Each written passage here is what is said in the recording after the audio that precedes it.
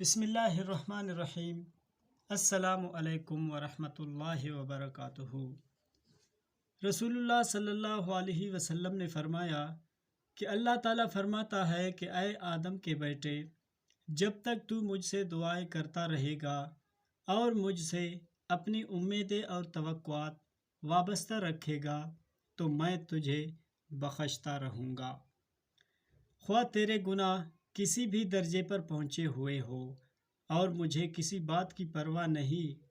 اے آدم کے بیٹے، اگر تیرے گناہ آسمان کو چھونے لگی تو پھر مجھ سے مغفرت طلب کر، میں تجھے بخش دوں گا اور مجھے کوئی پرواہ نہیں۔ اے آدم کے بیٹے، اگر تو زمین کے برابر گناہ کر کے بیٹھے پھر مجھ سے مغفرت طلب کرنے کے لیے ملے، لیکن میرے ساتھ اگر تو نے کسی طرح کا شرک نہ کیا ہوا ہو تو میں تیرے پاس اس کے برابر مغفرت لے کر آؤں گا۔ سبحان اللہ۔